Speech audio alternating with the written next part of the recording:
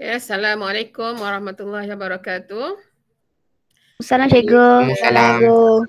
Okay, kita baca doa dulu. Bismillahirrahmanirrahim. Rabbi shrah li sadri.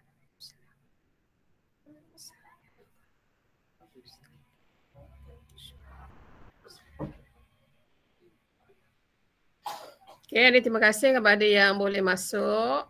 Jadi seperti yang cikgu janjikan, hari ini adalah ulang kaji bab 4.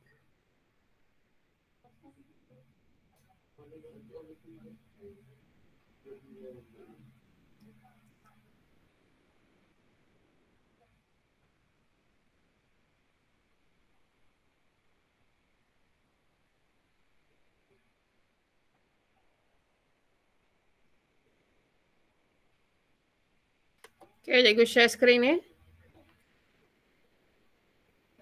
Nampak belakang tak? Nampak. Okay, bagus.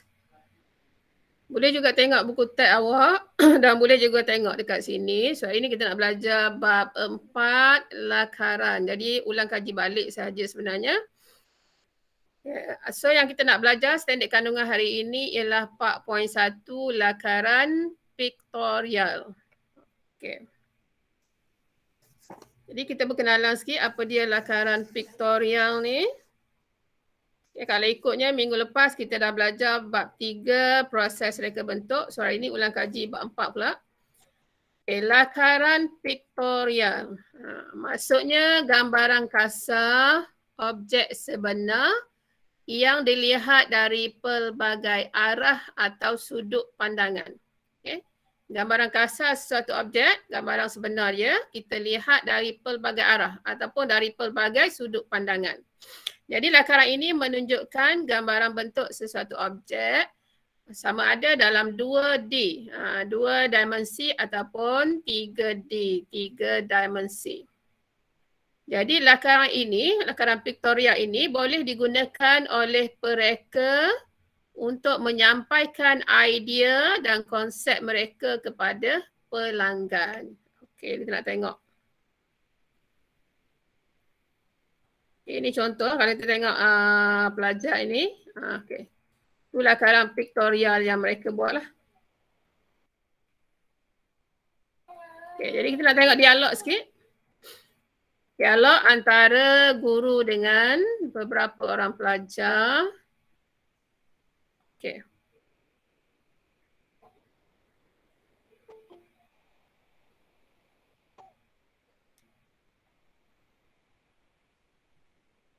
Kita tengok apa guru bagi tahu. Okay. So cikgu maklum dia kata lakaran pictorial memberikan gambaran sesuatu objek melalui 3 pandangan. Okay. Maknanya kalau kita tengok daripada pandangan atas, okay, istilahnya ialah pelan. Kalau kita tengok daripada pandangan atas, macam mana gambaran objek tadi. Kita boleh juga tengok daripada pandangan sisi dan juga pandangan hadapan. So ada 3 pandangan. Okay, cikgu ulang balik. Lakaran pictorial ini memberikan gambaran sesuatu objek melalui 3 pandangan. Iaitu pandangan atas, nama lain dia dipanggil pelan. Okay, pandangan sisi dan satu lagi pandangan hadapan. Okay, kemudian cikgu maklum lagi, melakar ni ialah proses menjana idea dalam minda anda. Okay, apa-apa idea dalam minda anda, itu dipanggil melakar, proses dia. Seterusnya anda akan menjelmakan idea tersebut, okay, idea yang kita fikir dalam minda kita tadi, di atas kertas dengan menggunakan pen dan pensil. Okay, cikgu ulang balik, melakar ialah proses menjana idea dalam minda anda. Okay, seterusnya anda akan menjelmakan idea tersebut di atas kertas dengan menggunakan pen dan pensil. Okay. Kemudian lakaran pictorial boleh disediakan dalam bentuk contengan. Okay, sama ada conteng-conteng kertas tu. Ataupun lakaran peribadi. Okay, boleh juga lakaran persembahan, lakaran penerokaan, lakaran perkembangan idea, lakaran teknikal dan lakaran digital. So banyak tu. Jadi ulang balik, lakaran pictorial boleh disediakan dalam bentuk contengan atau lakaran peribadi. Lakaran persembahan lakaran penerokaan, lakaran perkembangan idea, lakaran teknikal dan lakaran digital. So ada berapa tu? Ada 6. Okay, 6 yang boleh disediakan untuk lakaran pictorial. So kita tengoklah gambar yang cikgu ni tunjuk ni. Okay. So kita pergi 4.1 lakaran pictorial. Standard pembelajaran sepatutnya pada akhir pembelajaran murid dapat yang pertama menyenaraikan peranan lakaran dalam reka bentuk. Apa peranan lakaran tu dalam sesuatu reka bentuk.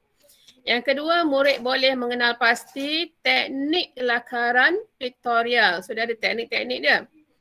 Yang ketiga, boleh menghasilkan lakaran asas produk dalam bentuk 3 dimensi berdasarkan 2 dimensi.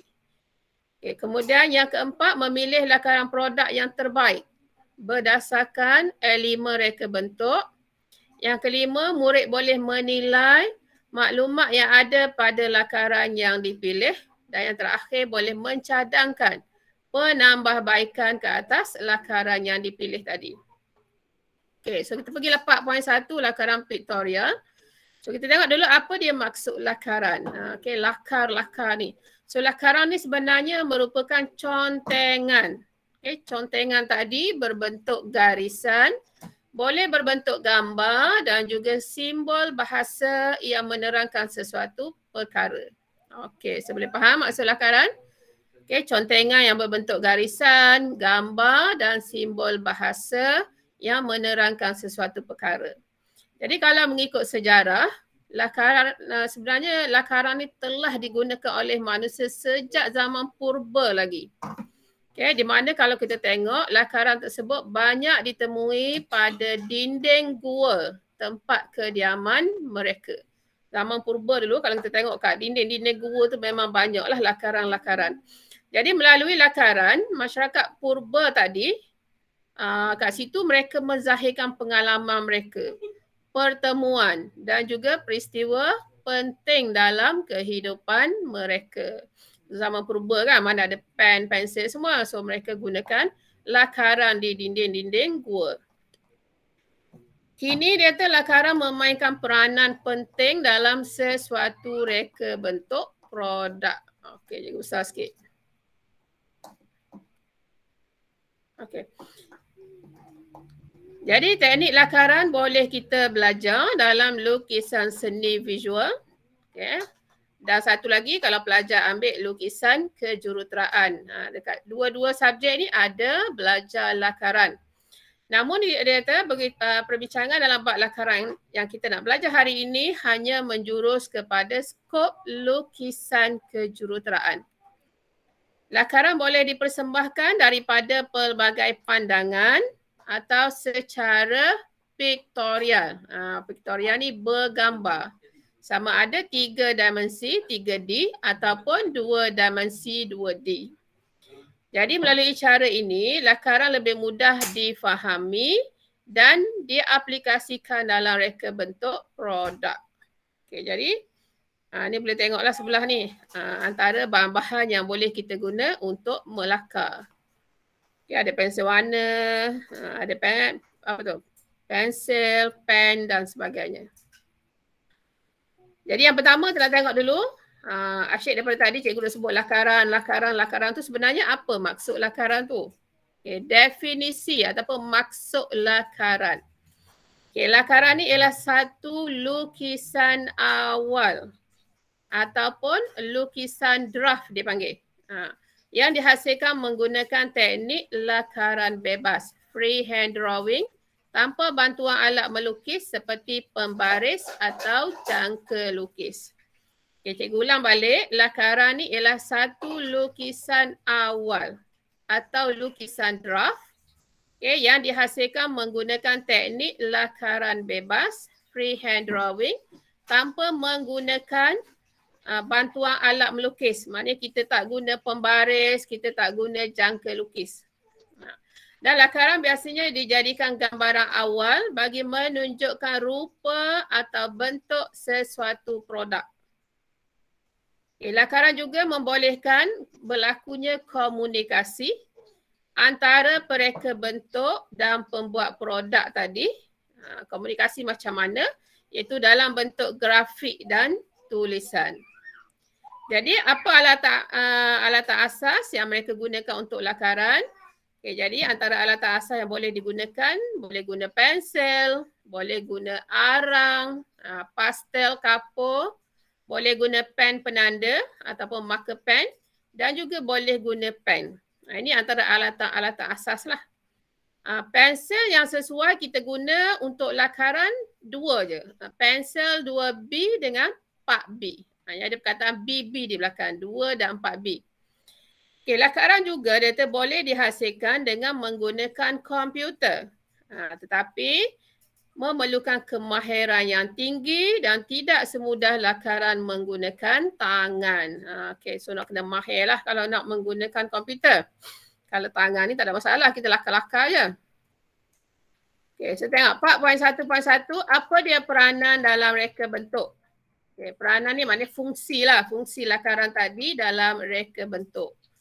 Jadi data lakaran ini memainkan peranan penting dalam menentukan konsep awal proses reka bentuk sesuatu produk. Proses pembinaan, bahan yang akan digunakan dan kos pembinaan projek yang terlibat.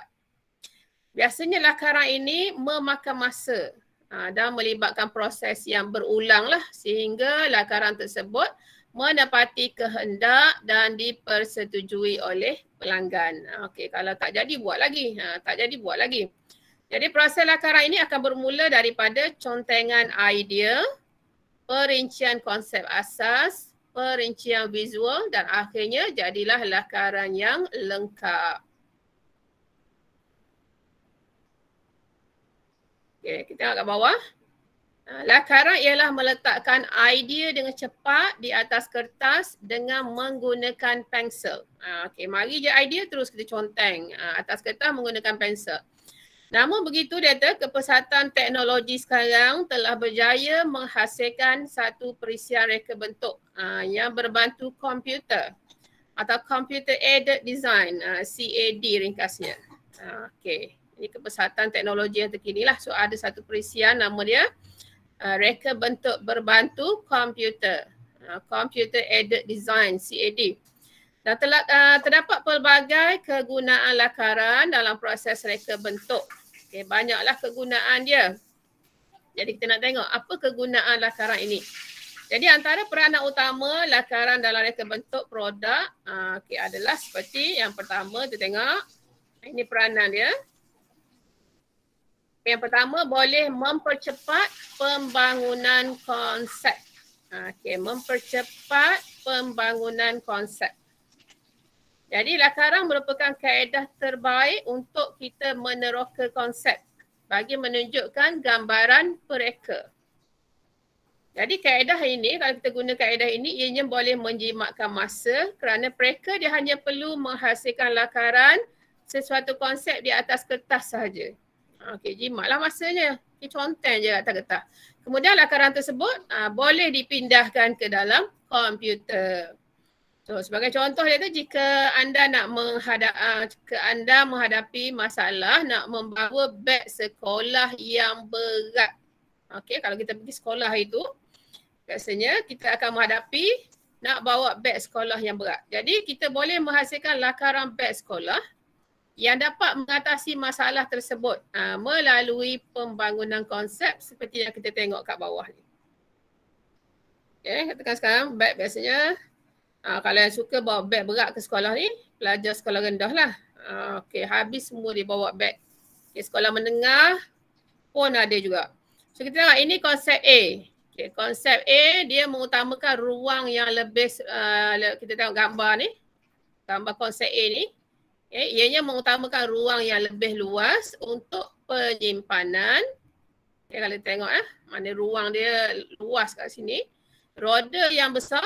Okay, kat bawah ni roda besar bagi menarik beban. Maknanya kalau buku banyak kat dalam, kalau guna roda yang besar ni senanglah kita untuk tarik beban yang berat tu. Serta pemegang yang besar. Ini pemegang bagi memudahkan beg ditarik. Okey, ini kalau kita lukis gambar konsep A. Kita Tengok kat sini ada pemegang dia, ada roda besar. Kemudian kita tengok kelebaran dia, tinggi dia dan bahan ini kalis air.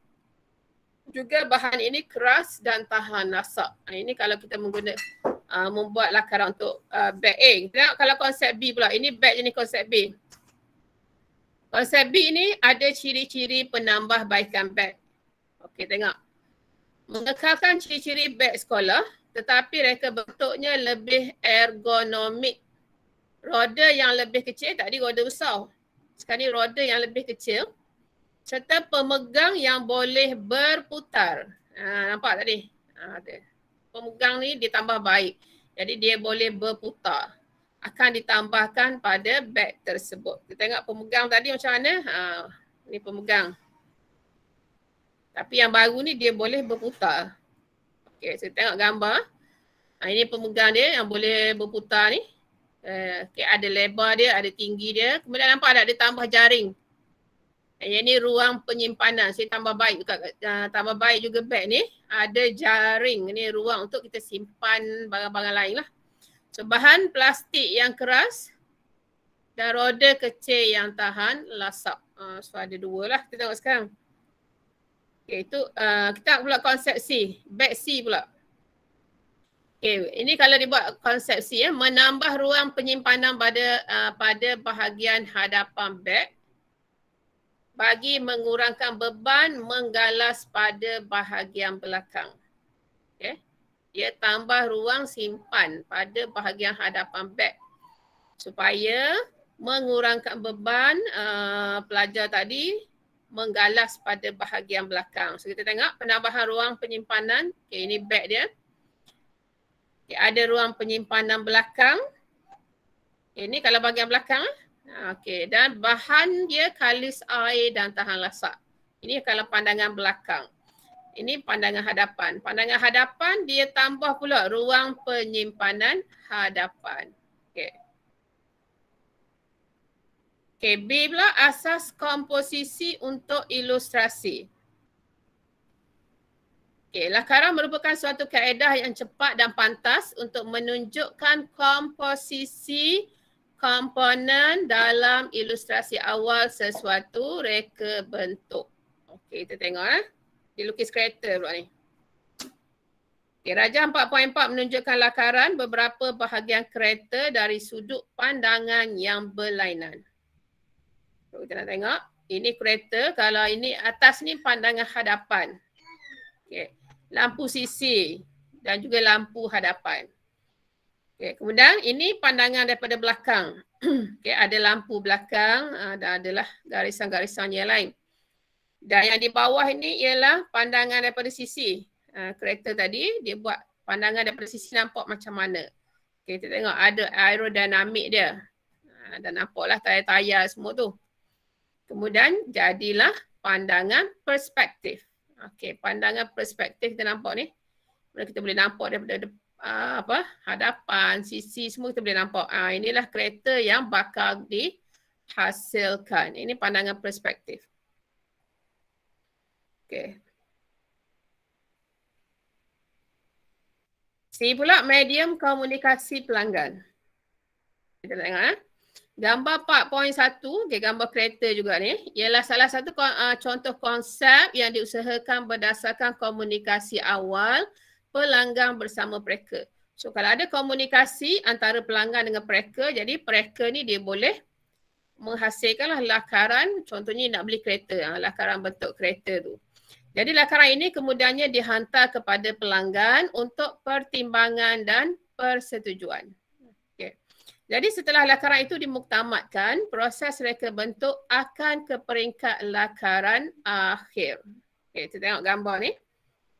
Okay, gambar 4.1, mereka dan pelanggan berkomunikasi untuk menghasilkan idea reka bentuk yang dikehendaki. So sama macam tadi lah. Okay, ada pandangan hadapan, kalau kita tengok ada lampu hadapan, lampu sisi sama je sebenarnya. Ini pandangan belakang, ada lampu belakang. Ini pandangan perspektif dan yang kat bawah tangan ni adalah pandangan sisi. Sama jugalah aerodinamik semua ni. Okay, D, eksplorasi visual. Okay. Di mana lakaran boleh digunakan sebagai catatan aktiviti dan eksplorasi pereka. Okay, kita tengok gambar 4.2. Pereka menunjukkan beberapa pilihan visual rekaannya melalui lakaran.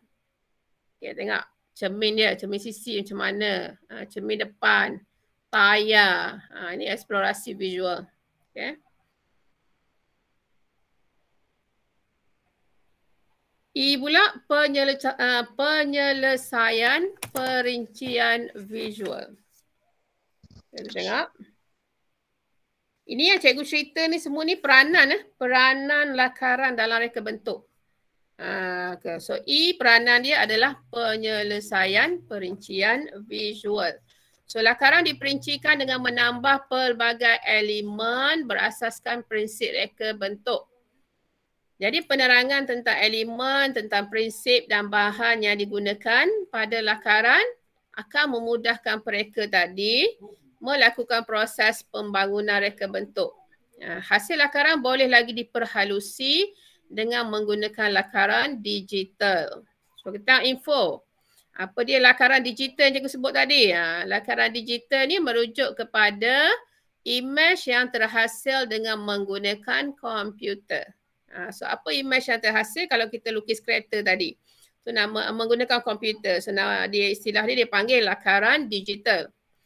So kalau lakaran bebas maksudnya penghasilan lakaran yang spontan, ringkas dan cepat untuk tujuan melahirkan idea. So ada dua lakaran kat sini ya. Satu lakaran digital, satu lakaran bebas. So kita tengok gambar kat sini. Okay, gambar 4.3 ini lakaran menggunakan teknik freehand. Okay. Tangan lakaran bebas tangan. So kita tengok gambar kereta. So kat depan ni ada lampu. Ini bahan alloy. Okay, dekat tayar dia. Kemudian kita tengok tayar ni prinsip pengulangan pada tayar. Maknanya tayar depan, tayar belakang sama. Tayar sebelah sana pun sama. So dipanggil prinsip pengulangan. Kemudian ini cermin dia. Okay. Kat bawah kita tengok, inilah kereta sebenar. Okay, ini kat bawah ni kalau menggunakan komputer lah ni. Lakaran menggunakan digital. Kat atas tangan, kat bawah digital. So ini pembelajaran. Nanti kalau ada masa bolehlah scan QR code ni. So bolehlah kita baca. Ini dalam ni ceritanya kaedah atau cara menggunakan elemen reka bentuk supaya visual yang dihasilkan lebih menarik dan berkesan. Ini pembelajaran. Okay, ada masa boleh scan QR code tu baca. So habis kita belajar tajuk peranan lakaran dalam reka bentuk. Sekarang cikgu nak masuk jenis-jenis lakaran. So dia ada pelbagai jenis lakaran lah. Okay. So lakaran yang pertama dia panggil lakaran peribadi atau contengan. Okay, lakaran peribadi kita ataupun kita conteng-conteng je. Okay, jadi lakaran ini dia tidak kemas, tidak tersusun dan dilukis di dalam buku lakaran. Lakaran ini penting untuk penyediaan konsep produk.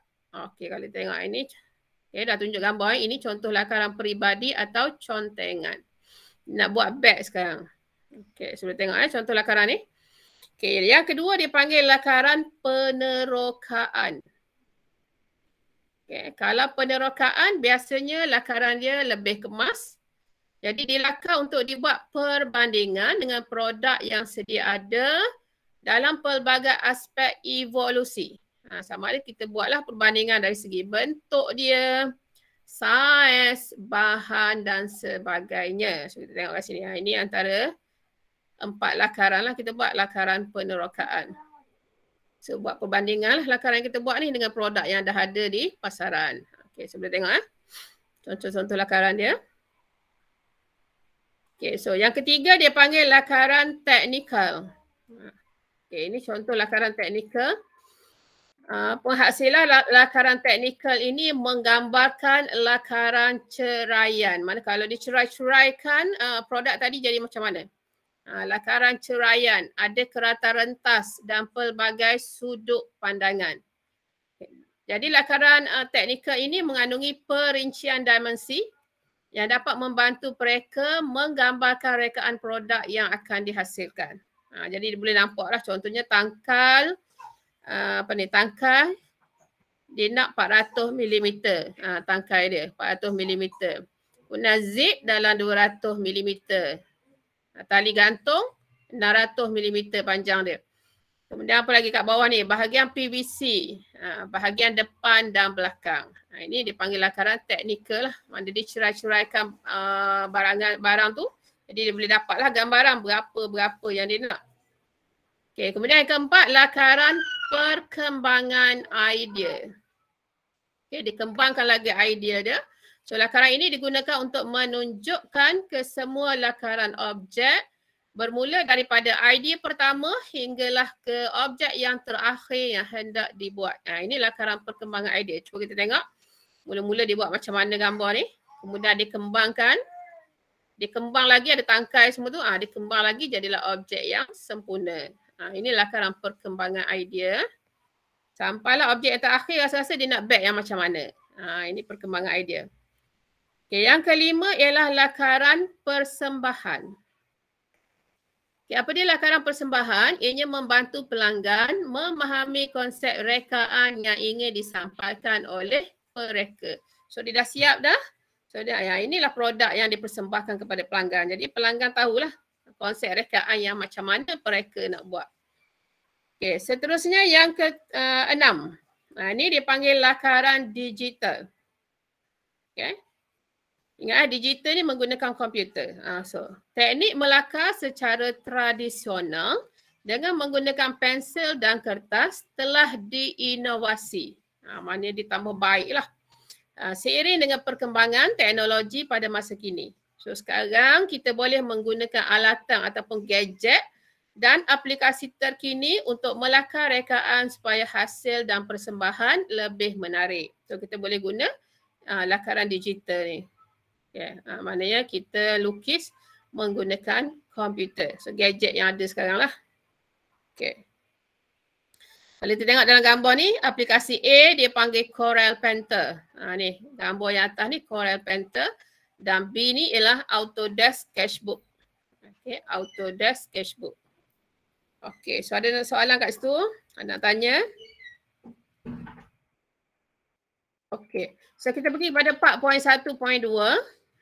Teknik-teknik dalam lakaran pictorial. Okay, apa dia teknik-teknik dia? Jadi lakaran pictorial ini dia memaparkan image 3D, 3 dimensi yang memudahkan mereka untuk menggambarkan bentuk ataupun mentafsir lukisan dia. Jadi ada 3 teknik lakaran pictorial yang kita nak belajar. Yang pertama dia panggil lakaran secara oblik. Yang kedua isometric. Dan yang ketiga perspektif. So ada 3 teknik lakaran. Lakaran oblik, lakaran isometrik dan lakaran perspektif. So kita nak pergi dulu yang A. A ni namanya kaedah asas lakaran. So okay, macam mana kita nak melakar? So ada kaedah dia yang asas yang perlu kita buat lah. Okay, so melakar yang pertama kaedah asas dia kita lakar garisan lurus nama dia. Okay, buat lurus je. Di mana penguasaan teknik melakar garisan lurus perlu diketahui untuk memastikan garisan yang dibuat tidak tersasar dari titik yang dikendaki. So ada 2 kaedah yang kita guna untuk garisan lurus ni. Yang pertama dipanggil kaedah garisan pendek. Okay, dan satu lagi ialah kaedah garisan terus 2 titik. Okay, satu kaedah garisan pendek. Satu lagi kaedah garisan terus 2 titik. So kita tengok kaedah garisan pendek, cikgu rasa semua boleh buat. Kita pun dah buat dalam kelas. Okay, kaedah garisan pendek. Yang pertama, tanda titik kedua-dua hujung garisan yang perlu dilakar. Nampak nombor 1 ni? Tanda titik belah kiri, tanda titik belah kanan sel. Okay. Pegang pensel seperti ketika menulis. Maksudnya masa kita nak tanda titik ni, macam kita menulis macam mana? Okay. Letak belah kiri sel, belah kanan lu, titik dulu. Kemudian yang kedua, letakkan mata pensel pada salah satu hujung titik yang kita tanda tadi. Contohnya kita letak titik yang belah kiri. Okey. Kita letak mata pensel situ. Lakarkan satu garisan yang nipis atau garisan pendek dengan memastikan garisan yang dilukis itu menuju ke arah titik yang telah dibuat. Okey, boleh faham kan? Buat dulu garisan nipis, lalu garisan pendek biar sampai dekat titik yang ujung kita buat tadi. Okey. Kemudian yang ketiga, kita pun lakarkan garisan tadi dengan satu garisan yang tebal dan hitam. Okey. Cikgu rasa boleh faham cara itu kan? Dengan kata lainnya, kalau cikgu tunjuk ikut whiteboard. Okay. Tengok. Kita tengok kalau guna whiteboard. So, ambil pensel. Okay, katakanlah ini pensel lah. So, letak titik satu sebelah kiri. Alah. Titik dah pun dah jadi. Belah kiri se, belah kanan se. Nampaklah titik lah. Okey, buat nampak Kemudian buat letak pensel dekat titik yang pertama ni, buat garisan pendek dulu. Garisan pendek. Sampailah kita sampai kepada titik yang kita buat kat ujung. Okey, katakanlah kat sinilah titik tadi. Kemudian yang ketiga, kita buat garisan tebal straight. Okey, kita garis mula yang kita buat tadi. Okey, kita buat garisan tebal. Okey. Okey, boleh nampak tu cara dia? Ni kalau kita buat direct lah. Tadi dia tunjuk step by step cara dia. Kalau buat direct, cikgu kat bawah ni lah. Buat titik tepi, titik kanan, belah kiri, belah kanan. Kemudian kita buat garisan pendek dulu. Lepas tu kita pun gariskan dia. Okey. Boleh? Ini namanya kaedah garisan pendek. Okey, yang kedua, kaedah melakar garisan terus 2 titik. Okay. Ikuti langkah 2 dan 3 seperti kaedah garisan pendek. Okay, kita letak macam biasalah, titik belah kiri, titik belah kanan. Kemudian garisan putus-putuskan langkah 2. Langkah 2, langkah 3. Lakarkan satu garisan yang nipis hingga ke titik yang satu lagi. Okay. Tadi kita buat garisan pendek, ini disebut garisan nipis. Okay. Dan yang ketiga, hitamkan garisan tersebut dengan garisan yang panjang. Okay. Jadi kalau ikut sebenarnya, sama je. Kita tengok balik. Okay. Mana whiteboard tadi? Okay. Ini kaedah yang kedua. Okay. Ini titik. Titik dah pun nak jadi. Okay. Andai kawan nampak lah. Titik belah kiri se, titik belah kanan se. Okay. Lepas tu, ada titik ni. Ambil pensel buat garisan nipis je. Garisan nipis, okay. Lepas tu, seterusnya buat garisan tebal. Atas garisan sama kan? Okay. Cikgu ni jadi tak jadi. Okey. Padam sikit. Okey. So yang ketiga kita buat garisan tebal. Tadi atas dia, so kita tebalkan sikit. Okey, tebalkan sikit. Mana straight je lah. Straight je, cuma buat tebal sikit. Hitam dan tebal. Okey, cikgu ni jadi ya. Okey, sama macam kutek tu lah. Okey, boleh? Kaedah melakar garisan terus 2 titik. Okey. Buat garisan nipis. Lepas tu kita pun hitamkan balik garisan tadi dengan garisan yang panjang. Okey, boleh A? A, kaedah asas lakaran. Okey, untuk kita melakar. Okey, B, kita tengok B sikit. Kaedah B ni dipanggil lakaran oblik. Okey, lakaran oblik sebab tadi cikgu dah maklum dekat sini.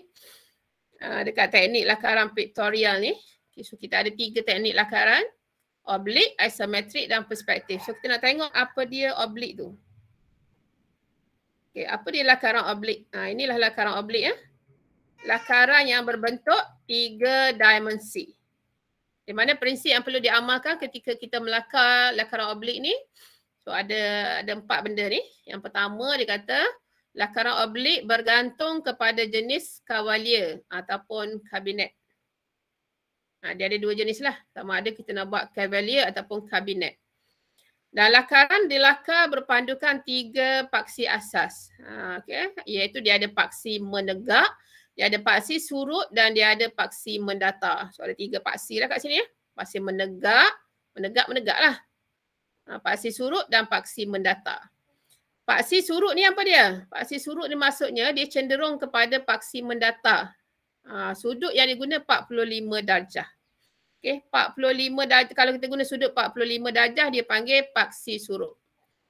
Manakala paksi mendata adalah bersudut tegak dengan paksi menegak. Mendata bersudut tepat dengan paksi menegak. Menegak dia straight ke atas.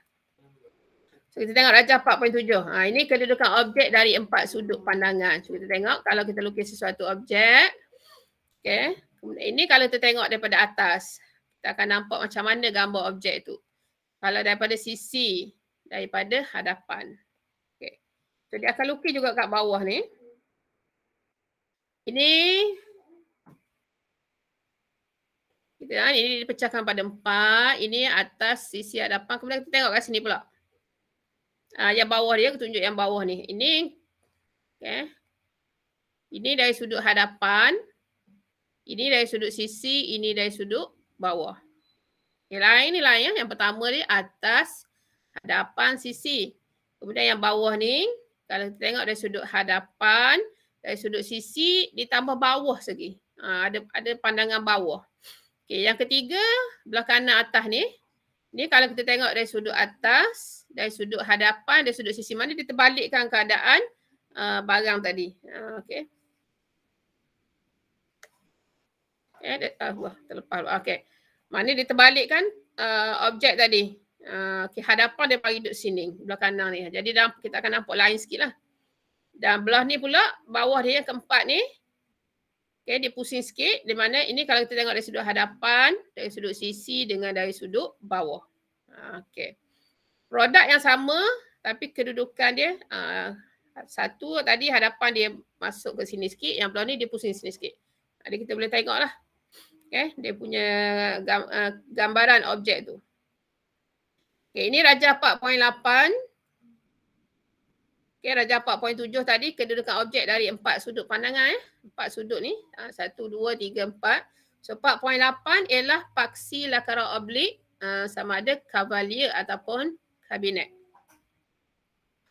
So kita tengok dulu. Cavalier. Apa dia Cavalier ni? Oblik Cavalier. Sini paksi mendata. Mendata ni maknanya kita lukis straight je lah. Okay, yang lurus kat bawah tu mendata. Okay. Mendata dia macam ni yang cikgu buat tu. Mendata. Tu mendata. Ini paksi mendata nama dia. Okay. Paksi menegak. Menegak maknanya straight dengan dia lah. Okay. Ini mendata. Menegak maknanya atas pada dia. Okay. Atas lah, atas. Sekejap. Okay. Menegak. Menegak maknanya straight je lah. Straight. Ni menegak. Okay. Mendata yang bawah ni. Menegak yang straight. Satu lagi paksi apa dia panggil? Paksi menegak juga. Tapi ada 2. 2 sudut lah. Satu dipanggil Y. Satu lagi Z. Okay. Ini contohnya paksi menegak Y lah. Paksi menegak Z di sini pula. Okay. Okay, gitu. Okay, so kita tengok gambar objek. Objek dia beri. Ini katakanlah objek ni. So ini paksi mendata. Okay, so ini dilukis kedudukan objek tu. Okay, ini paksi menegak. Tengah-tengah ni. Ini paksi menegak. Dan ini satu lagi dipanggil paksi surut. Okey, ini paksi surut. Okey. Ini Cavalier. Kemudian satu lagi oblik kabinet. Okey, so kabinet dia ada ukuran-ukuran dia. Kalau kita tengok, ini ukuran panjang.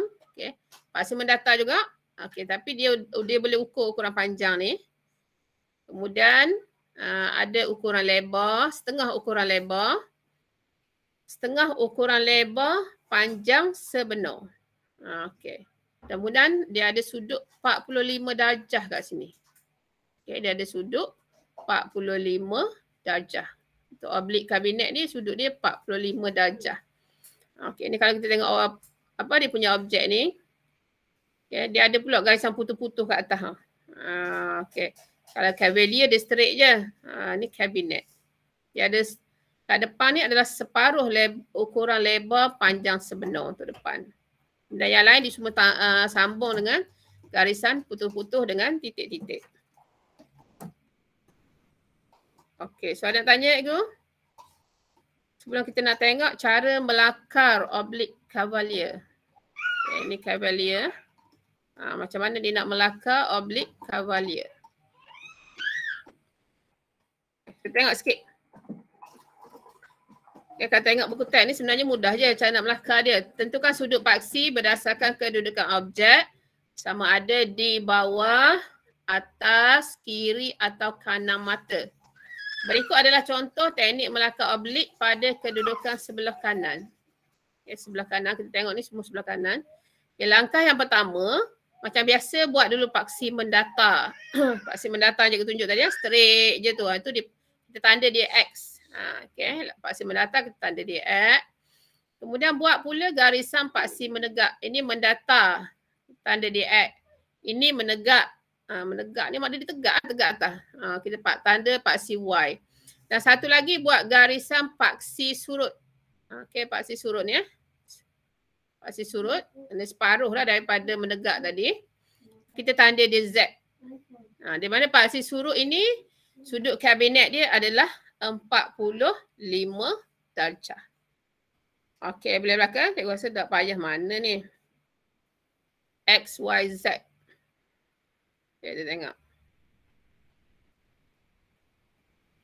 Okay, ini paksi menegak. So, kita tandakan dia X.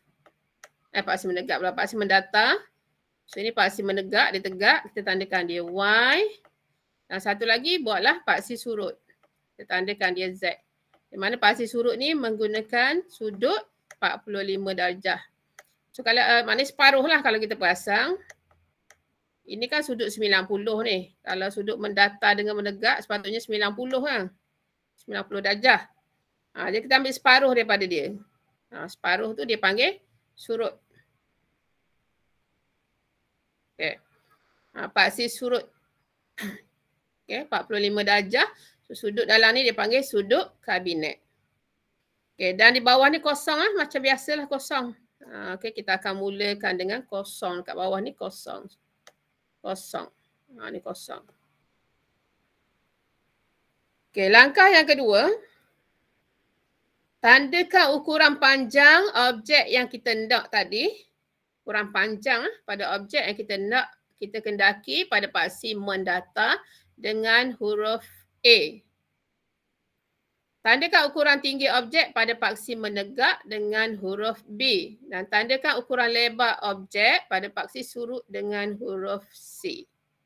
Okey, panjang kita tanda A. Panjang ni dekat sudut mendatar lah. A. Kemudian ukuran tinggi dekat sudut paksi menegak tadi. Ukuran lebar dia dekat paksi surut tadi. Okey, so kalau kita tengok kat sini A, B, C. Kita tanda kat sini. Ni panjang. Kita akan tanda dari sini lah. Kita nak ukur panjang dia. Tanda dia A. Sini tinggi. Tanda dia B. Luas kita tanda dia C. Kat situ. Okay.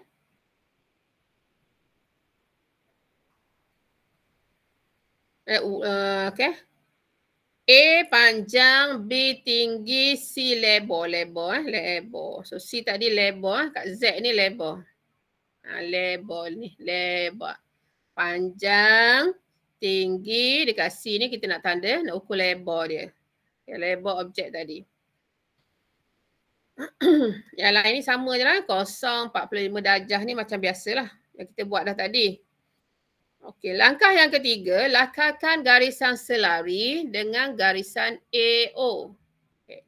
Tadi kan kita dah tanda tinggi kan kat sini. So kita buatlah garisan selari dulu. Ni kat panjang ni. Okey, garisan panjang ni tadi yang kita tanda A ni. So kita akan buat garisan selari dengan garisan AO. Ni A, O. Dekat tinggi B ni kita garis pula. Ini garisan selari dia lah ni. Okey, dekat tinggi B yang kita tanda tadi. Okey, bermula pada titik B menjadi garisan, kalau kita baca B, E. Okey. Kemudian lakarkan garisan selari dengan OC, ni O dengan C. Tadi kita nak dia punya label tadi kan. So kita akan buat satu lagi garisan selari antara OC bermula dari titik B. So titik ni, so bila kita buat garisan selari, kita akan tambahlah satu lagi D. So nama dia garisan BD. Okey, boleh belakang. So, sini tadi AO ni satu. So daripada B ni kita buat satu garisan straight lah. Okey. Kita tanda dia E kat sini. So kita baca dia BE lah. Satu garisan selari kat sini. Okay, awak buat straight lah. Cikgu ni menggunakan ni tak apa nak straight. Okay, satu lagi garisan selari daripada O ke yang ini, yang atas dia. Okay, kita buat satu lagi. Ini nama dia garisan selari. Okay. Nak membezakannya kita buatlah dua line tadi. Okay, apa nama dia? BE satu lagi ialah OC dengan BD. Okay, sini OC, sini kita tambah satu lagi D. So kalau kita baca BD. Okay, itu tanda cara kita buat garisan selari. Kemudian langkah yang keempat, dah siap garisan selari. Maka lakarkan garisan menegak. Okay, kita nak suruh jadi objek ya. Lakarkan garisan menegak dari titik A, ni A ke E. Buat garisan menegak. Menjadi garisan AE. Okay. Lakarkan garisan menegak pula bermula dari titik C ke D. Maksudnya kita nak cantum lah ni. Okay, kita nak cantum biar dia jadi objek. So kita buat garisan menegak AE, C dengan D. Lakarkan garisan mendatar pula bermula dari titik D, ni D ke titik F. Okey, ni dia panggil garisan mendatar. Mendatar ke atas. Bermula dari titik D ke F menjadi garisan DF dan lakarkan garisan selari menjadi garisan BD. Ni garisan selari Kita nak buat garisan selari dia satu lagi. Bermula dari titik E ke titik F menjadi garisan EF. So kita akan nampak lah dia jadi produk tu. Okey. So boleh kat sini. So, yang pertama kita tengok buat garisan menegak A ke E satu. Kemudian C ke D se. Okey, kita tengok produk tadi yang kita buat. Ini 5 cikgu buat tadi. So garisan menegak sini se. Okey, satu lagi kat sini. Okey, garisan menegak Okay. A, E, C dengan D. Okey. Satu. Lagi apa lagi saya buat tadi? Lakarkan garisan mendatar daripada D ke F menjadi DF. Okey, mendatar pula. Okey, D. Ini mendatar ke atas. Okey, jadilah. DF mendatar daripada D ke F. Okay. Satu lagi. Garisan selari dengan garisan BD bermula E ke F. Okey, satu lagi. Pada sini pula sini E ke F. Okey, selari. Kalau guna buku ni senangnya ni. Okey, cikgu je terlebih pula. Okey, E F ni namanya garisan selari. Okay, garisan mendatar DF, garisan selari E dengan F. Okey. So, jadi lagi produk kita. Kalau ikut dah jadi dah ni. Okey, dan yang terakhir, langkah yang kelima. Okay, dah siap kita buat kita punya objek tadi. Garisan yang kelima adalah lengkapkan semua garisan objek sehingga terbentuk kotak yang mewakili lakaran oblik Cavalier tersebut. Maknanya kita legapkan. Legap ni maknanya kita buat hitam. Kita buat hitam semua garisan objek tadi sehingga kita nampaklah ini adalah oblik Cavalier. Okey. Maknanya gelap, legap lah. Legap ni gelapkan. Gelap bagi terang. Okey. Bagi terang lagi. Okey, tadi cikgu. Okey.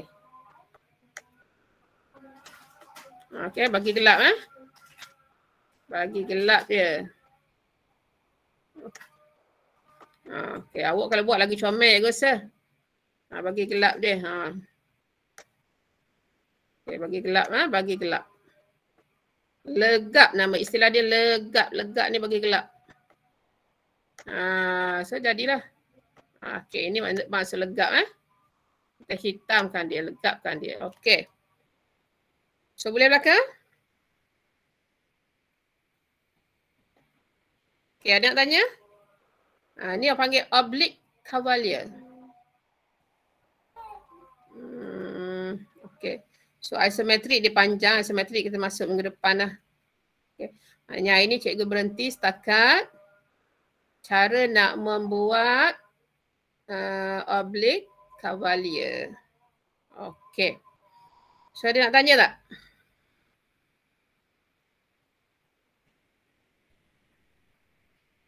Okey.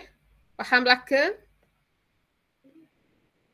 Okey, senyap ni cikgu andaikan faham Okey, jadi kita tutup dulu majlis kita. Nanti kita sambung ke depan dengan tajuk seterusnya. Kita baca doa dulu. Bismillahirrahmanirrahim. Wal-'asr.